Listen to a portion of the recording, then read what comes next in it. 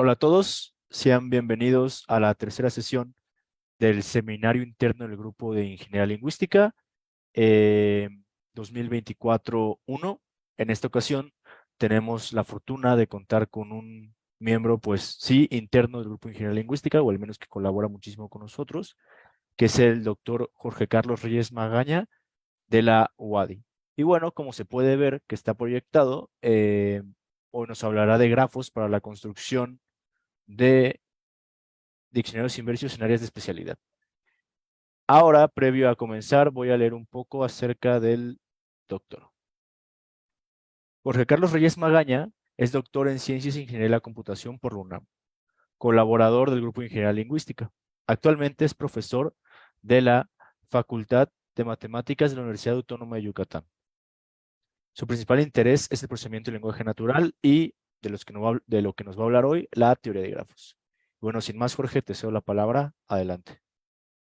Hola, ¿qué tal? Muchas gracias por la invitación para esta plática. Les dejo también mi correo electrónico por si alguien me quiere escribir respecto a este tema. Soy jorge.reyes@correo.wadi.mx y como mencionó Sergio al principio, yo trabajo para la Facultad de Matemáticas en la UADY, aquí en Yucatán, en el sureste del país, y pues parte de mi trabajo durante el tiempo que estuve en el GIL en la UNAM fue el uso de teoría de grafos para un tema en particular que fue la construcción de diccionarios inversos. Ahora, esta sesión o lo que vamos a ver el día de hoy tiene que ver con el uso de estos diccionarios inversos, pero ahora enfocados a áreas de especialidad. O sea que hay un trasfondo anterior de todo lo que se ha estado trabajando y pues en esta nueva etapa lo que se pretende es identificar qué, qué mecanismos se pueden utilizar para poder trabajar con áreas de especialidad. Entonces,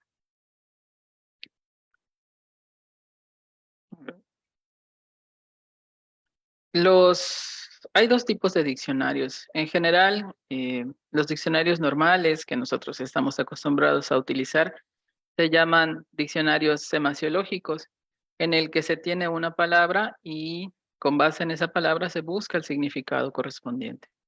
Sin embargo, del otro lado, un diccionario inverso, se podría tener un diccionario onomasiológico. Acá, dada la descripción de una palabra, el usuario quiere obtener el concepto relacionado, ¿no? Esta perspectiva de los diccionarios onomasiológicos ha sido igual trabajada desde hace varios años a través de incluso libros físicos como los tesauros o el Roget, que son eh, libros que a través de sus índices y sus, pues como que temáticas o áreas te permite tratar de encontrar ese término que estás buscando, ¿no? También, pues con el uso del Internet a través pues, de los últimos años y las nuevas tecnologías, nos permite también de alguna forma desarrollar este tipo de búsquedas a través de buscadores, ¿no? Puede ser a través de un Google, Yahoo o algunos nuevos elementos o incluso en la actualidad, pues a través de ChatGPT. Entonces, lo que nosotros pretendemos es tratar de hacer un diccionario, pero que tenga enfocado en área de especialidad.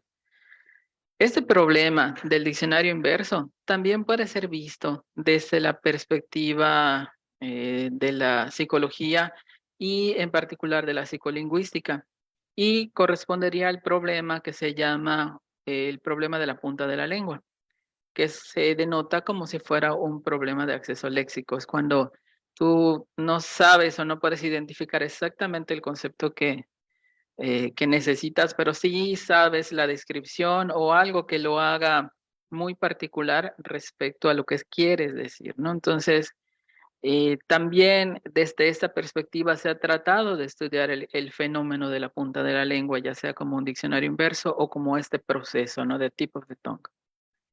En sí, podríamos pensar que el, la resolución de este tipo de tareas, si lo queremos llamar así, corresponde como un diagrama de Venn, como se ve acá, en el que la intersección de tres conjuntos grandes, uno puede ser la psicología, este, por la forma en la que deben de estar las palabras relacionadas en sí a través de lo que tenemos en la mente, ¿no? El lexicón, todo el vocabulario que nosotros tenemos en nuestras mentes.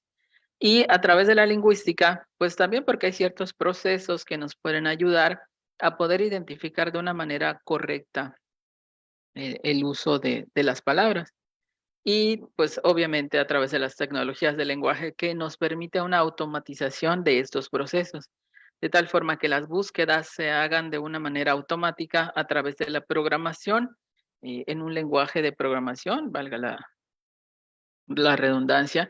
En particular, yo utilicé Python y utilizo Python para hacer los programas y en particular para el procesamiento de los grafos, pues la tecnología que me puede dar Networks, que es una librería de Python.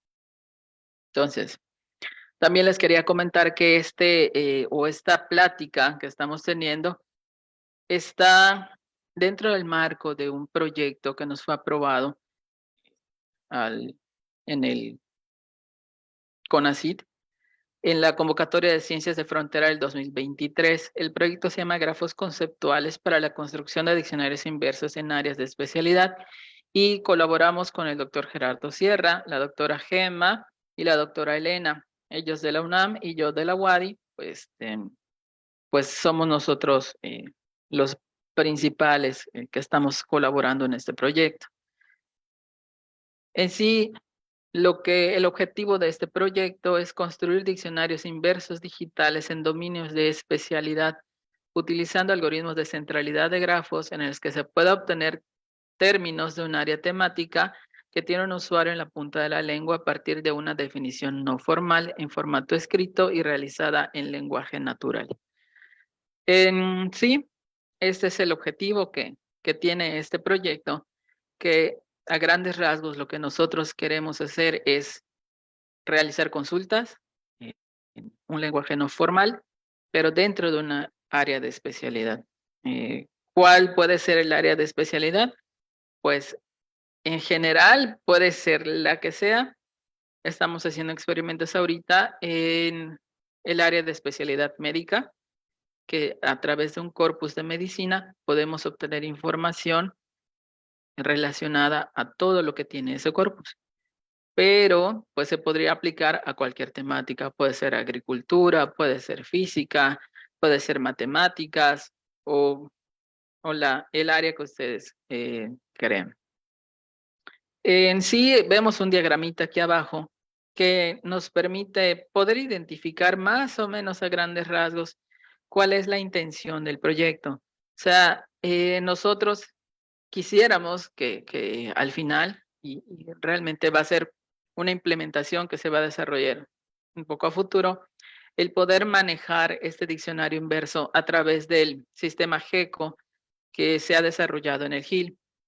Recordemos que el GECO es un sistema de administración o un manejador de corpus y quisiéramos que tuviera esta nueva, pues, característica que nos permitiera generar diccionarios inversos para todos los documentos que estén depositados dentro del GECO, ¿no? ¿Cómo lo vamos a hacer? Bueno, internamente a través de una serie de procesos y de teoría de grafos, podríamos tener la construcción de un grafo que estamos llamando Galex, que en conjunto con el ECODE que nos permite extraer los contextos definitorios, generar un motor que sea que haga ese proceso de búsqueda y que me devuelva a través del diccionario inverso que se llama Descríbeme, la salida de lo que yo estoy buscando. Entonces, prácticamente sería como una cajita de texto donde yo escribo lo que estoy tratando de buscar y me devuelve un listado ordenado de las posibles salidas que tenga mi consulta, ¿sí?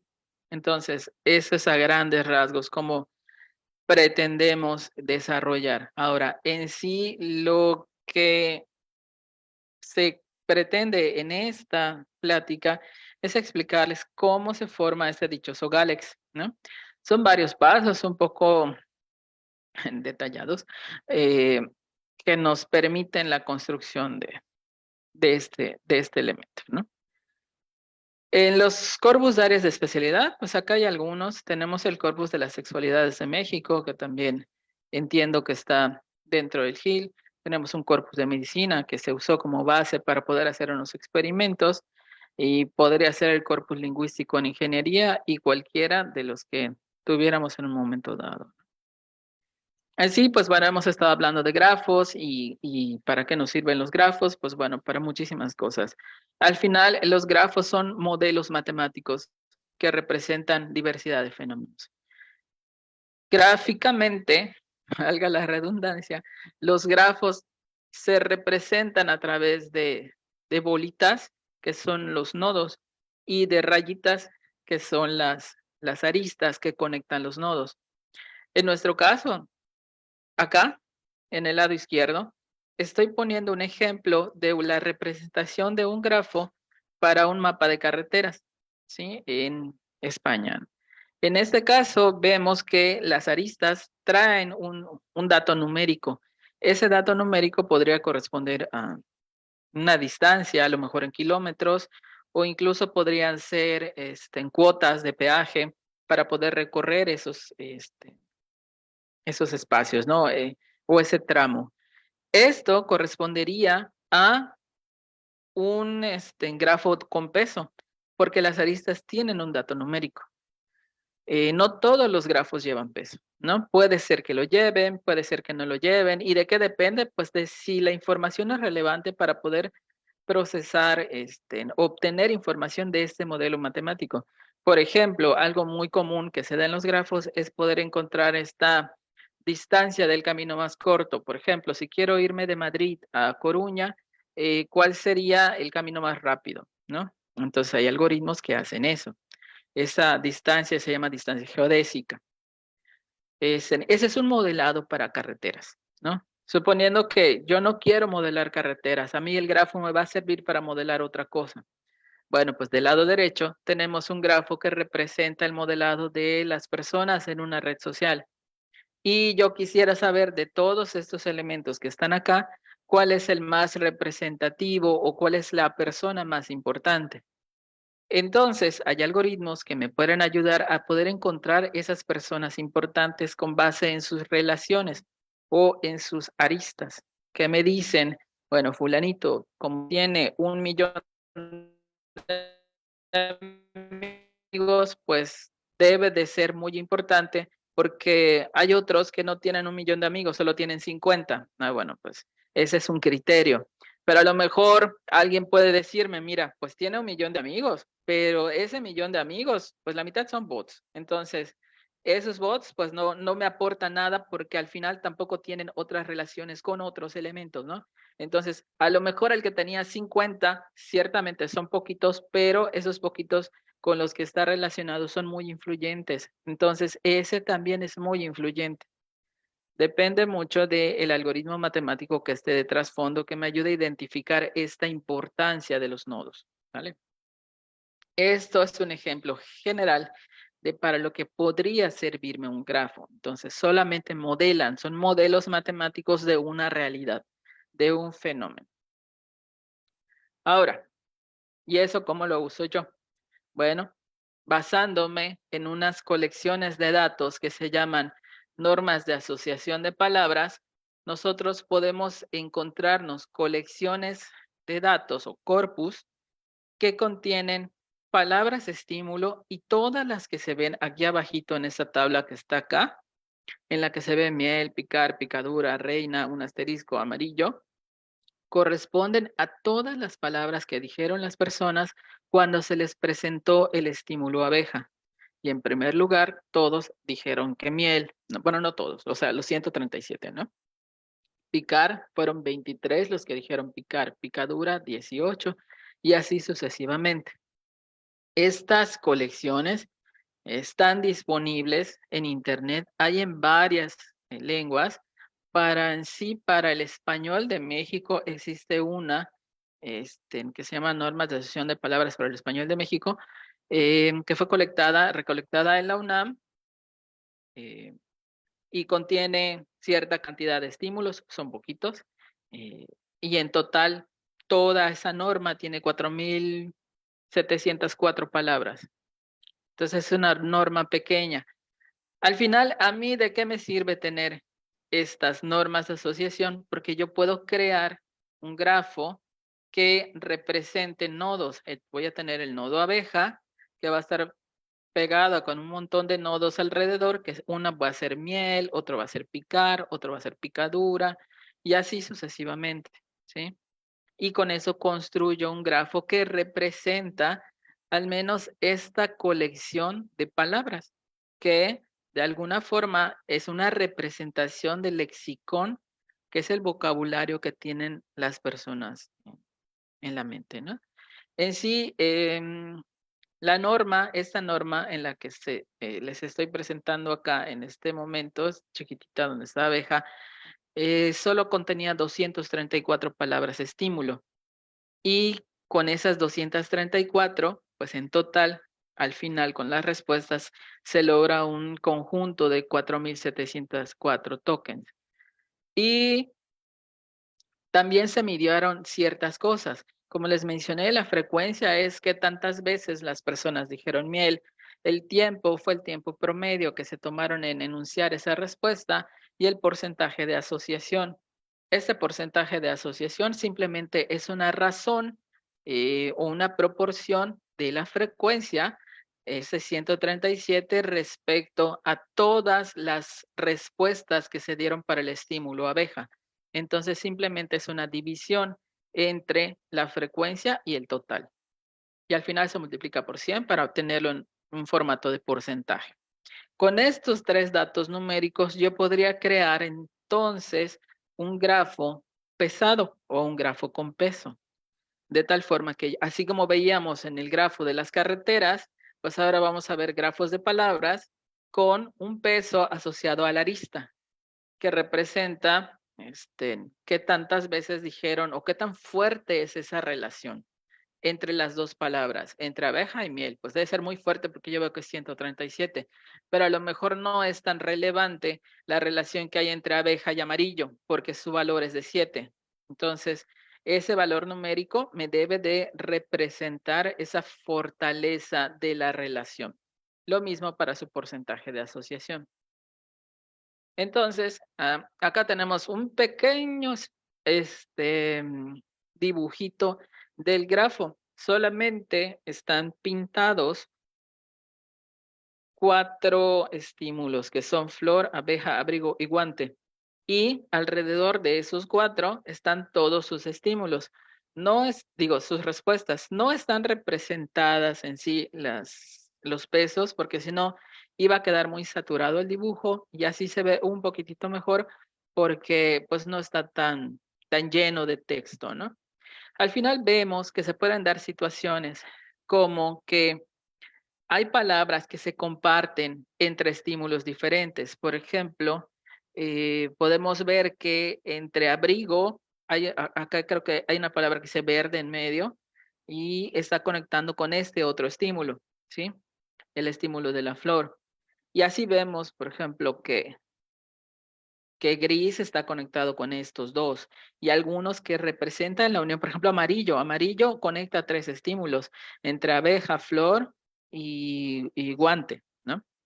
Y así, entonces, con todos estos se construye un grafo que se puede procesar. Es importante, pues, mantenerlo en términos de programación, es una variable que captura el grafo y yo puedo operar el grafo a través de sus funciones que me dan las librerías.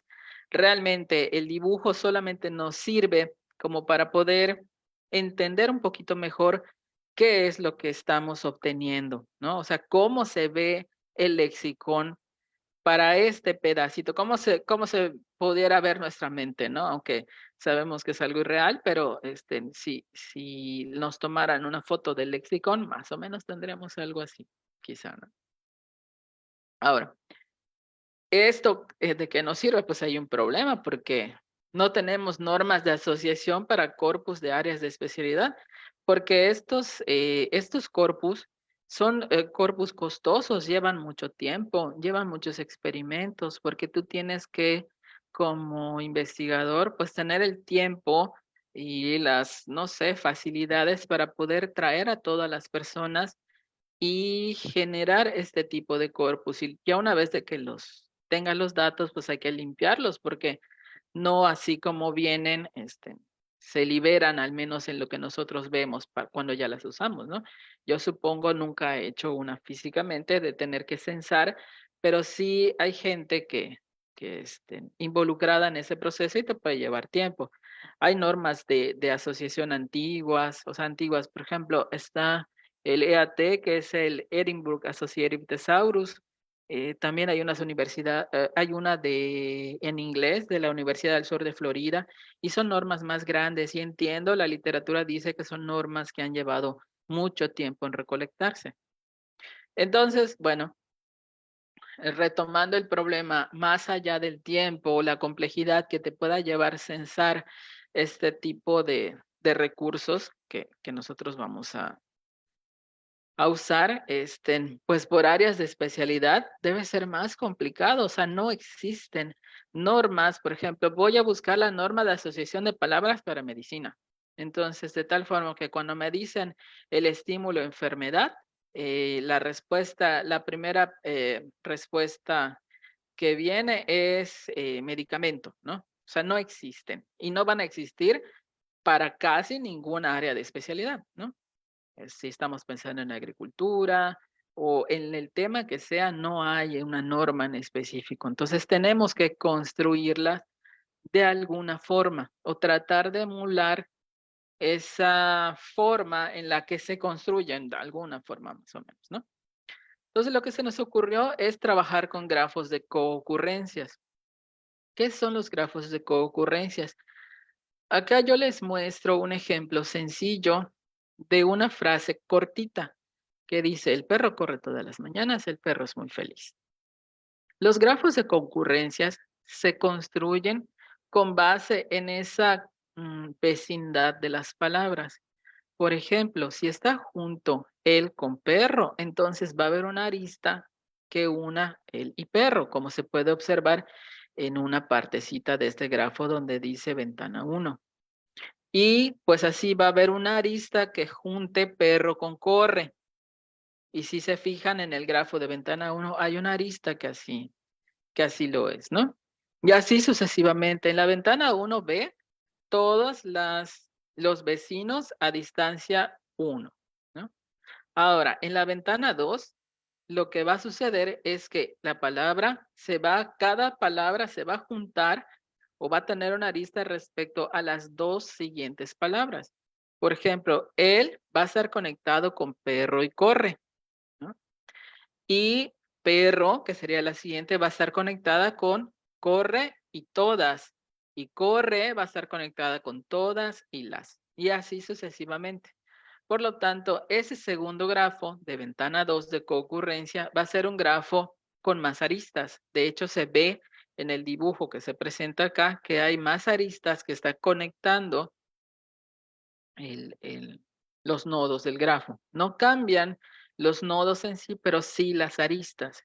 Y es importante considerar que el peso también cambia. Cada vez que se encuentre esa concurrencia de el perro, por ejemplo acá, comienza con el perro, ¿no? Su concurrencia es de 1, pero esa concurrencia se vuelve a dar un poquito más adelante, porque vuelve a verse a el perro. Entonces, en ese sentido, esta arista que une a él con perro, ahora va a ser de 2. Es un grafo con pesos. Tampoco le puse los numeritos, pero así funciona. O sea, realmente nos vamos a tener acá un grafo pesado. Ahora, esa es una parte. Al final, yo voy a eh, tener un corpus de especialidad, como por ejemplo el de medicina, que es un montón de texto, y yo le digo a ese montón de texto, oye, constrúyete como si fuera un grafo, ¿sí? Entonces, de todo el texto que veíamos, como que plano, línea por línea, se va a transformar en un objeto matemático que va a estar representando, pues en sí las coocurrencias. Todavía no es el grafo de asociación léxica. O sea, no significa que ya, listo, con ese grafo vamos a trabajar. No, todavía requiere de un proceso adicional que voy a describir a continuación. Para poder llegar al punto de construir el grafo, yo necesito lematizar todo el texto. Entonces, se corre un proceso, usamos Freelink para pasar a la forma estándar de las palabras, o sea, las lematizadas, son las palabras inflexión, y también tratamos de juntar aquellos términos multipalabras, como por ejemplo, si yo tengo la palabra diabetes mellitus, pues eso en sí como tal, un concepto que a mí me interesa es diabetes mellitus como si fuera uno solo, para que cuando alguien haga búsquedas respecto al término diabetes mellitus, mi algoritmo lo pueda encontrar como si fuera un solo token. Entonces, todos los términos que encontré multipalabras, los preprocesé y los junté y les dije, bueno, ustedes eran dos, ahora van a ser uno, juntado con guión bajo.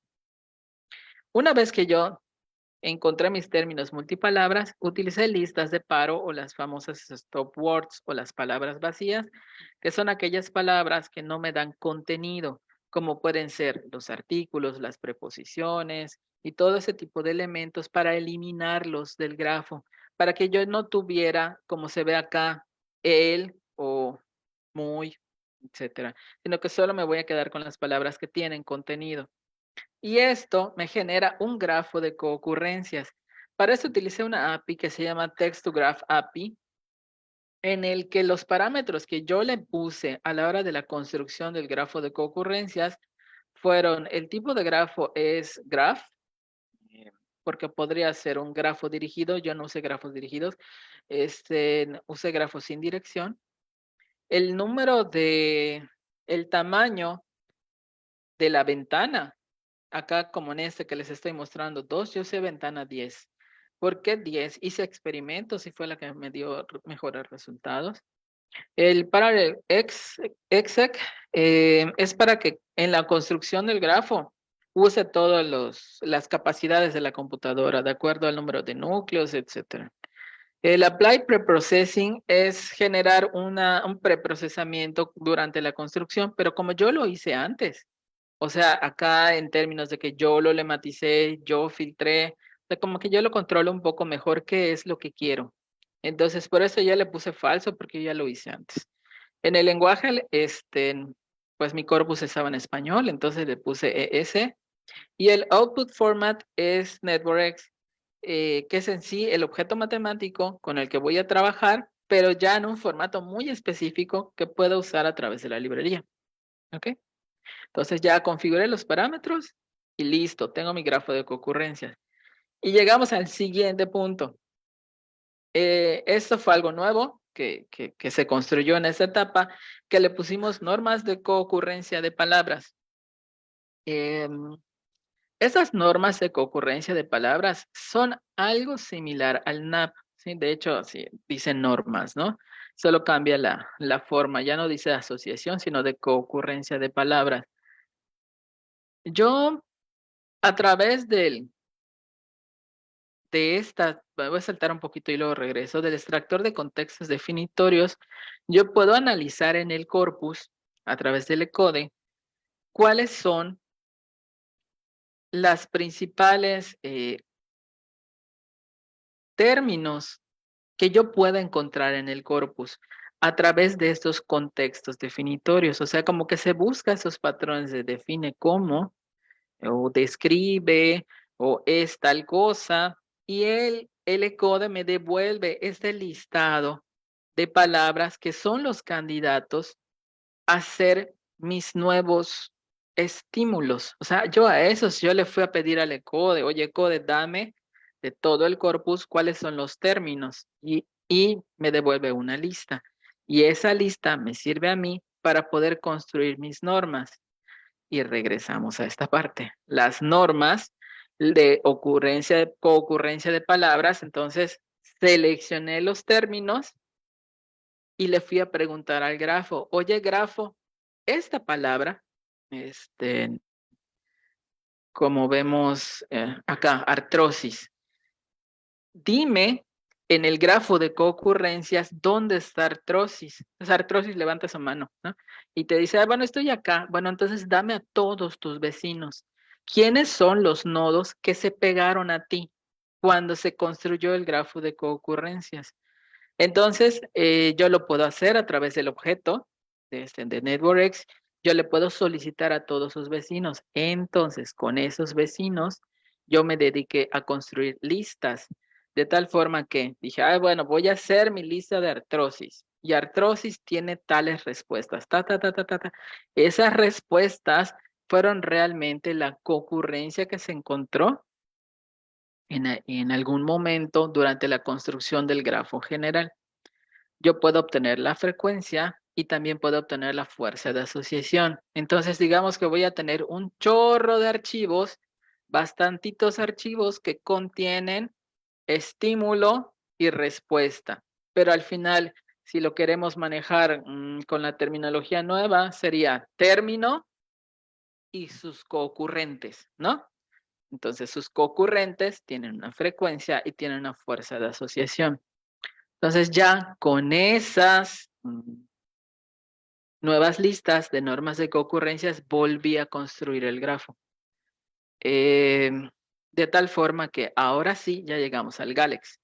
El grafo de asociación léxica tiene un grafo más pequeño que el grafo de concurrencias. Este es un subgrafo de este, pero solamente me estoy quedando con aquellos nodos que se consideran que son términos con sus correspondientes vecinos. Y me conviene. ¿Por qué me conviene? Porque yo lo que voy a buscar son términos, ¿no? Se supone que yo lo que estoy tratando de encontrar son términos asociados a las descripciones de algo que yo quisiera encontrar en un corpus en particular. Una vez que yo ya termine todo este proceso, entonces ahora sí ya puedo empezar a hacer mis búsquedas sobre este grafo de asociación léxica. Todo este rollo que les expliqué es solamente para llegar al punto de, muy bien, ya tengo el grafo, ¿no? ¿Y ahora qué hago? Bueno, pues una vez que ya tenga bueno, acá hay una foto que le tomé a un corpus de medicina, que se ha estado trabajando en el GIL, y al final es un corpus con 574.011 palabras. De hecho, ni siquiera están las palabras en sí. O sea, apagué a la herramienta que me dibujaba el grafo, le apagué ahí las etiquetas de las palabras porque si no se iba a ver menos claro que es. Este tampoco se ve muy claro, pero nos da una idea de cómo se puede ver un grafo de este estilo, ¿no? Entonces, una vez que yo tengo el grafo, pues tengo que ver cuáles son los nodos como que más importantes en ese grafo. Para eso hay varios algoritmos matemáticos que utilizan pues toda la parte de matemáticas fuertes para poder identificar cuáles son los nodos más importantes. Acá hay presentados 6 algoritmos, no solamente por mencionar algunos, es el de la centralidad intermedia, de cercanía, de vector propio, centralidad de grado, centralidad armónica. O sea, de CATS, cada quien toma ideas para poder identificar, oye, bajo estos criterios yo digo que este algoritmo es el más importante, ¿no? Entonces, cada uno de ellos le da importancia, ¿no? O sea, en esos dibujitos dice las tonalidades van del rojo, que son los más centrales, al azul, que serían los más periféricos, con base en ciertos criterios. En particular, de todos estos, a mí el que mejor me funcionó es en el motor de búsqueda, se llama Between Centrality. Lo medio renombramos en español como centralidad intermedia. Y es un algoritmo de los 70s que se desarrolló en esa época y en el 2005 como que le hicieron un refactoring. Ahorita les voy a platicar un poquito en qué consiste esa nueva versión para poder encontrar los nodos más importantes dentro de un grafo. Entonces, ¿cómo funciona esta centralidad intermedia? Aquí un poquito de las fórmulas asociadas a la búsqueda, pero al final trato de encontrar, si lo resumimos de alguna forma, yo quiero encontrar la centralidad o la importancia de este nodo B, ¿no? Entonces, ¿qué es lo que dice el algoritmo? Mira, en todo el grafo hay muchos caminos más cortos. Los caminos más cortos son los más eficientes. Entonces, suponiendo que hay eh, 100 caminos más cortos, bueno, de esos 100, ¿cuáles están pasando por ti? Y esa es tu importancia, ¿no? Vamos a pensar, bueno, de los 100 pasan por mí. Ah, pues súper bien, porque tú eres muy importante. Entonces, tu centralidad es de uno, ¿no? Entonces, bueno, si de esos 100 no pasaron los 100 por ti, no solamente pasaron 50, entonces haces el cálculo, sería 50 entre 100 y te da tu valor, ¿no? Y ese es tu valor de tu centralidad. Así funciona este algoritmo y así está en este cociente. O sea, eso es lo que quiere decir de todos los que hay, ¿cuántos están pasando por ti?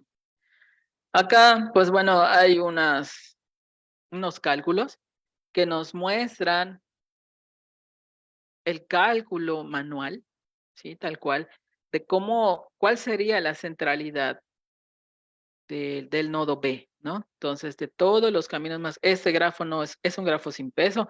¿Qué significa que sea peso? Que todos pesan lo mismo al final, todos pesan uno sus aristas. Entonces, trata de encontrar esos caminos más cortos de todos lados. Vamos a ver, por ejemplo,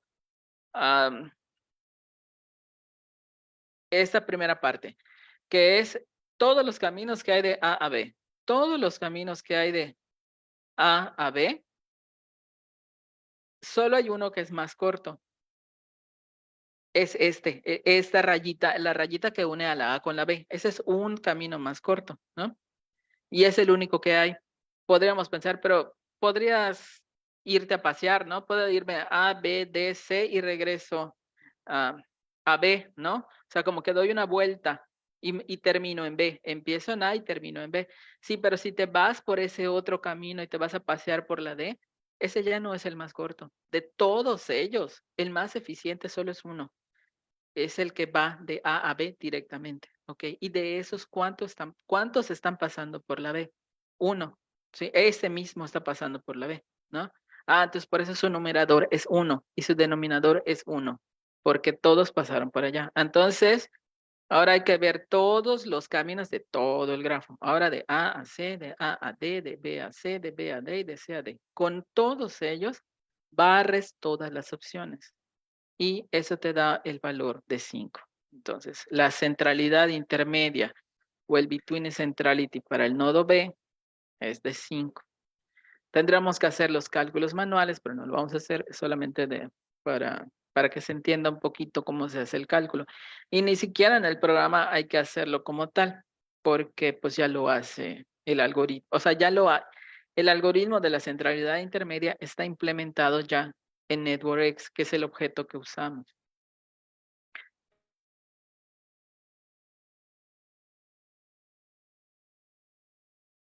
Algoritmo original y esta parte que ya está remarcada es la versión del 2005, porque dijeron, oye, ¿por qué todos contra todos? ¿Por qué no decimos, oye, qué pasaría si tomas un conjunto inicial y tomas un conjunto final para poder hacer las búsquedas? Entonces, tomando eso en cuenta, se lanza una nueva propuesta del algoritmo de Between Centrality que trabaja con subconjuntos de origen y subconjuntos de destino, ¿no? Y los que quedan en medio de esos dos son los términos que, pues en teoría estamos buscando. Ajá. Bueno, eso está padre, pero ¿qué tiene que ver con la búsqueda que nosotros estamos tratando de hacer? Pues bueno, cuando alguien me pregunta, oye, ¿cómo se llama esa enfermedad que te produce el hígado en el que ya no puedes tomar agua? No sé, estoy inventando. Entonces, cada una de las palabras, enfermedad, hígado, agua, tomar, están dentro, o sea, las voy a seleccionar y las voy a poner como en esos subconjuntos de origen y esa misma me va a servir para destino. Entonces, mi idea es que en medio de esos dos conjuntos debe de estar la enfermedad que yo estoy buscando. En sí, lo podríamos generalizar para cualquier idea, ¿no? Yo voy a tener palabras que me van a ayudar a poder tomar mis espacios de origen y de destino para poder encontrar lo que está en medio. Al final es entre eso y eso, ¿quiénes están? ¿No? Entre ese conjunto y ese conjunto, ¿quiénes son los que están en ese espacio? Utilizando el algoritmo de centralidad intermedia. Esa es la idea que nosotros desarrollamos con este modelo de búsqueda. Y pues eh, debemos de obtener sus términos que estamos buscando. ¿Sale? A grandes rasgos es la idea general. Matemáticas hay muchas detrás, es en mucha álgebra lineal también asociada a poder hacer mis búsquedas, pero bueno, para hacer las pruebas necesitamos un corpus de evaluación donde vienen las definiciones, ¿no? Está del lado izquierdo tenemos los términos que yo quiero buscar y del lado derecho están las descripciones. Entonces ahí vemos artrosis, vemos asma, aterosclerosis, y estas palabras son las que me van a servir para poder hacerme las búsquedas. Obviamente, mientras más esté descrito lo que yo quiero buscar, es más rico para el algoritmo. ¿Por qué? Porque puede construir mejor estos conjuntos que vemos aquí encerrados en estas formas medio amorfas, porque hay más datos para poder encontrar quiénes están en medio de estos grupitos, ¿no? Entonces, si solamente me dan una palabra, así como enfermedad o enfermedad del hígado, ciertamente quizá podríamos pensar, pues es que no necesitas saber más, pero realmente el algoritmo necesita conocer información. Mientras más yo le dé, es mejor para decirme, bueno, de todas estas opciones, las que están en medio son estas. Ah, las definiciones se adquirieron mediante un método de identificación supervisada centrado en la extracción de contextos de definición y al final teníamos 2.720 pares de términos de definiciones y sus términos correspondientes, ¿vale? Mis experimentos están basados en varios ventanas de concurrencias. De hecho, esta tablita muestra mis experimentos desde 1 hasta 10. Estos valores que vemos P arroba 1, P arroba 3 y P arroba 5, lo que mide es si lo que yo estaba buscando lo encontró el algoritmo exactamente en el primer lugar, ¿no? La precisión en 3 es si está dentro de los primeros 3 lugares. La precisión en 5 si está dentro de los primeros 5 lugares. Y lo cuento respecto a todos el total. Entonces, vemos que los mejores resultados son en un tamaño de ventana de concurrencia de 10. Tenemos estos valores y pues se han ido incrementando bastante, ¿no? Respecto a los niveles de las ventanas. Ahora, hay algo que tomar en cuenta. Mientras la ventana es más grande, ¿se acuerdan que en el grafo se veía un poco más tupido? Imagínense un grafo de ventana 10 y un grafo no solamente con ventana 10, sino con esa cantidad de palabras. Entonces, la complejidad computacional es alta, ¿sí? O sea, mis algoritmos tardaban un poquito en encontrar. Claro que yo corría mis experimentos con las 2.720 casos de prueba, ¿no? Que es mi corpus de evaluación. Y yo pues hasta después iba y veía cuáles eran los resultados, ¿no? Entonces, hasta la ventana 10 consideramos que era lo suficientemente buena y sin comprometer tanto el dejar ahí tu algoritmo tanto tiempo para poder obtener la respuesta asociada, ¿no? Y esta es en sí lo que hemos obtenido hasta el momento. Hemos estado trabajando una vez de que el algoritmo me devuelve sus candidatos, pues también les hemos hecho como un refactoring para poder como que reorganizarlos un poquito mejor, ¿no? O sea, a lo mejor la palabra que yo estoy buscando sí me la devuelve en las primeras 5, pero me la devuelve hasta el quinto. Y a mí me gustaría que me lo devolviera en el 1, ¿no? Porque eso es mejor. Y hemos tenido algunos experimentos satisfactorios, pero pues no están plasmados aún en sí en alguna publicación porque estamos trabajando en ello. Esto nos presenta una posible forma de resolver en sí la tarea utilizando teoría de grafos, ¿no? Porque un grafo, pero con palabras, y usando estos algoritmos de centralidad intermedia, he probado otros algoritmos y ninguno me ha dado tan buenos resultados como el Between Centrality. Seguramente porque dirige muy bien la búsqueda al acotar estos espacios que se ven en esta diapositiva, ¿no? O sea, búscame, pero no me busques en todos lados, no te vas a pasear en todo el grafo que está gigantesco. Búscame alrededor o en medio de este y este, ¿no? Entonces, eso lo hace bueno, ¿no? Eso lo hace óptimo para decir, bueno, yo le estoy apostando que la palabra está cerca de ti, ¿no? Y ya pues para terminar, en algunas conclusiones que podríamos mencionar en el momento, pues el modelo, a lo mejor espero no haberlo saturado mucho, pero es un modelo de búsqueda onomasiológica por el diccionario inverso, pues de alguna forma simple, ¿sí? Y basado en teorías de grafos, ¿no? Y los grafos, pues realmente se pueden basar en cualquier corpus de especialidad, solo necesito el corpus como tal, eh, es texto plano, ¿sí? Entonces de ahí, boom, se transforma a un objeto matemático. Y las descripciones de los conceptos hechas por usuarios medios pueden devolver resultados precisos usando nuestro método. Y parece que estos grafos de asociación léxica que nosotros estamos presentando estructuran la información de una forma más similar a la del lexicón, que funciona por relaciones cognitivas.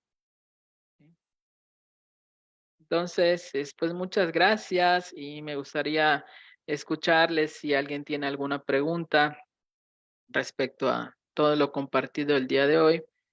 Con mucho gusto espero poder aclararlas en dado caso que haya.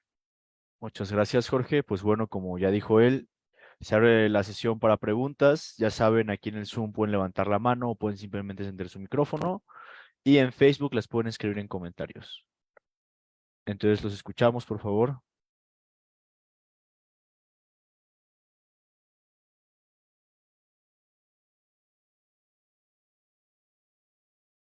En Facebook todavía no tengo nada, entonces aquí si alguien quiere preguntar algo, es el momento. A ver, sí, pues puedo preguntar. Claro. Claro que sí. Bueno, pues no te apenes la verdad, a mí me queda en duda sobre todo la parte de aquellas búsquedas que son cortas. Tú lo dices, entre más información va a ser mejor. Habría que analizar, ¿no? ¿Qué tanto más información puede ser mejor? Lo que sí es un hecho es que con búsquedas muy cortas no obtienes tan buenos resultados. Claro. Eso lo hemos visto y tú diste el ejemplo, ¿no? La enfermedad del hígado. Y entonces, así como tienes tus grafos, tus expresiones para términos multipalabra, no podríamos de alguna manera tener lo mismo para colocaciones, no sabría cómo decir, expresiones que ocurren, colocaciones que ocurren normalmente juntas como enfermedad del hígado y tenerlas como una unidad y darle un peso adicional o algo? Pues sí, supongo que sí se podría, pero pues involucra agregarle más nodos al grafo, ¿no? Yo en ese sentido creo que el problema no es tanto la ausencia de nodos, sino la ausencia de palabras que me van a llevar a la búsqueda en el grafo. Yo lo que creo que pudiera servir, pero no lo sé, o sea, habría que programarlo, es poder encontrar sinónimos, ¿no? O sea, por ejemplo, si solo me dan enfermedad del hígado, pues buscar de alguna forma todas las formas que se le puede decir al hígado. Eso a través de diferentes recursos. O sea, puede ser un WordNet, puede ser incluso hacer un entrenamiento de las palabras para obtener su versión vectorial y poder encontrar sus vecinos o las palabras que más se parecen vectorialmente a hígado o también a enfermedad, pero no lo sé. O sea, eso es lo que se me ocurre de pronto, porque también podríamos irle metiendo más ruido y hacer que la búsqueda se confunda, ¿no? Porque los métodos tampoco son infalibles, o sea, en el sentido de que hay que confiar ciegamente en todo lo que nos devuelva en la parte de programación. De tal forma que a lo mejor si hago eso, estoy metiendo, no sé, en lugar de hígado, a lo mejor dice, pues es que vectorialmente hígado es muy parecido a corazón, ¿no? Entonces, pero no sé si eso es lo que quiero. No lo sé. O sea, habría este, que probarlo. Lo ideal es, mientras más mejor, y podríamos limitar hasta cierto punto la búsqueda, decir, si solamente me das 2 palabras, pues no puedo hacer mucho, ¿no? O sea, te puedo decir mínimo 5, ¿no? O mínimo 4. Sí. Pues sí, sería cosa de ver. Ok, muchas gracias. Gracias. De nada, Tenemos un par doctor. de preguntas en Facebook. Ambas son de Jorge Luis Salazar Gasca. Voy a leer la primera que puso.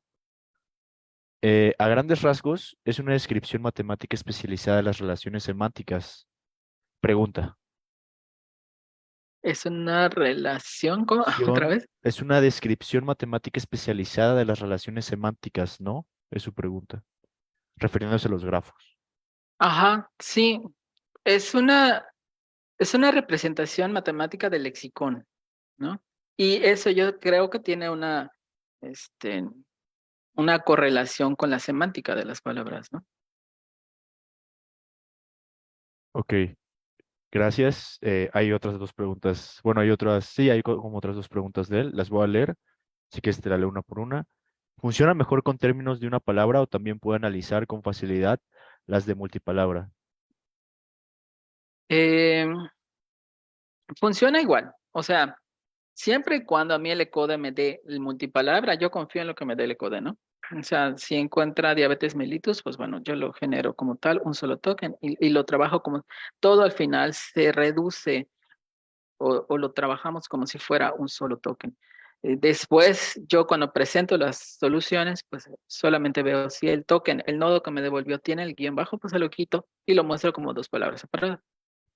Ok, perfecto. De la mano de esta misma pregunta, ¿estarías analizando las relaciones por cada palabra común o un todo? Bueno, creo que eso ya lo acabas de responder, ¿no? Que se analiza más bien como un todo. Ujú. Ok, última pregunta. ¿Podría utilizarse estos grafos para predicciones del cambio y variación lingüística? Ay, esa no la sé responder porque no sé qué es la variación lingüística, porque yo no soy lingüista, yo soy computólogo. Entonces, si alguien me puede ayudar y me describe qué es la variación lingüística, pues a lo mejor puedo responder. Tiene que ver con diferencias dialectales de Ay, regiones. Jesús, me dejaste igual. Sí, de cómo hablan en un lado u otro. Gerardo, tal vez tú aquí puedas apoyar un poco en la respuesta. Sí, es muy lingüística. Sí, pero no sé de qué manera un grafo podría servir. Sería cosa de pensarle, o sea, al final de cuentas hay que pensar, lo que se tiene en estos grafos son concurrencias. Mm, Entonces, si a partir de la ocurrencia se puede determinar la variación, pues entonces de igual manera sí se podría. habría que ver qué es lo que se busca en esta medición de la concurrencia para determinar la variación. Pero Sí, eso habría que verlo antes como concurrencia. pues, ajá, yo creo que, o sea, me imagino, ¿no? Que podría ser una comparación de grafos, ¿no? De tal forma de que a lo mejor una variación dialectal no sé, del español de un lado, por ejemplo, de España, eh, y nuestro español, ¿no? En algún extracto de un párrafo, podríamos analizar qué tanto se parecen los grafos, porque matemáticamente eso sí es posible. Y el poder comparar un grafo con otro es un problema algo complejo, pero sí se puede bajo ciertas restricciones. Entonces podríamos pensar grafo A del español de España y grafo B del español mexicano. Entonces, ¿qué tanto se parecen? Diferentes métricas, no sé, matemáticamente hablando, cuál es el diámetro del grafo, cuál es el radio, hay ciertos niveles o elementos muy específicos de teoría de grafos que quizás se podrían analizar y darle una interpretación, ¿no? Y de aquí, pues, la importancia de poder trabajar entre las dos áreas, ya sea computacional, matemática o lingüísticamente. Gracias, Jorge. Tenemos una pregunta más en Facebook, pero antes me gustaría saber si alguien más en el Zoom no tiene alguna duda. ¿Alguno de los chicos que nos ven? Perfecto. Mauricio, adelante, levantaste la mano. ¿Puedes encender el micrófono o escribir? ¿Me escuchan? Sí, Sí, Jorge, ¿qué tal? Buen hola. día. Usted mencionó que en estas ventanas de concurrencias, usted utilizó 10. Bueno, se utilizaron 10 porque usted hizo experimentos y parece que los resultados salieron mejor. Mi pregunta es, ¿salieron mejor porque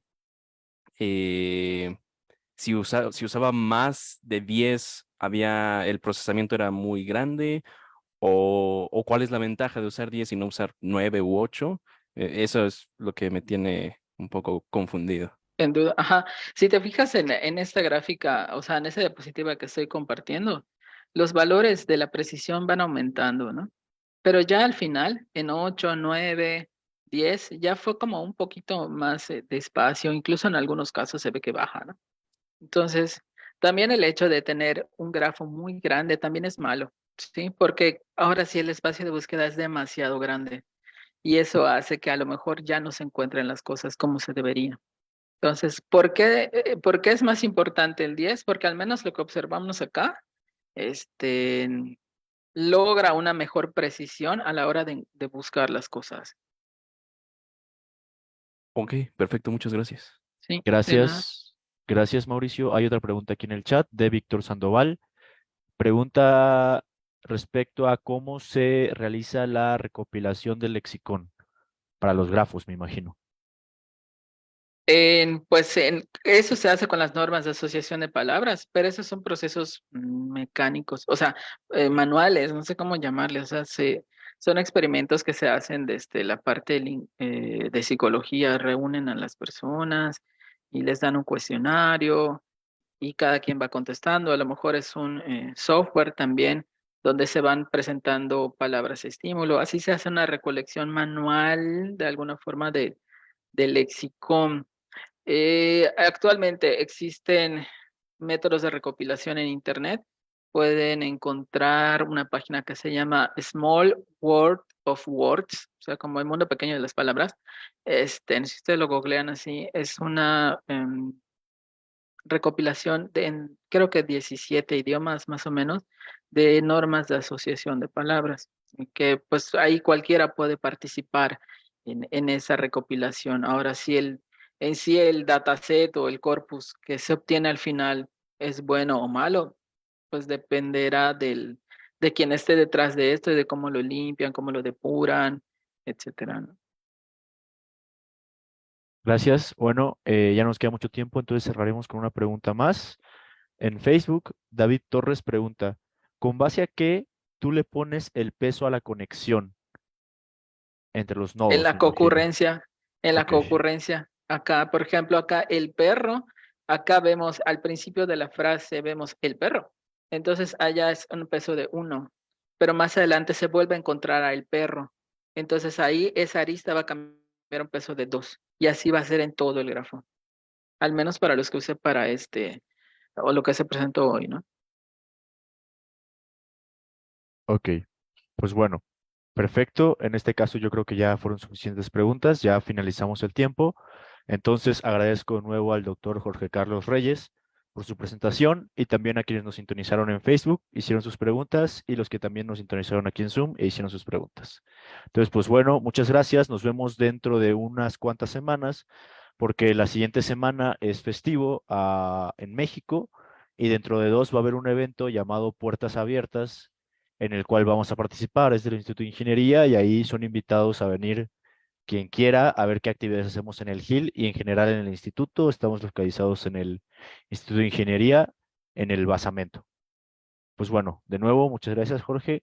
Hasta De luego. nada. Adiós. Adiós.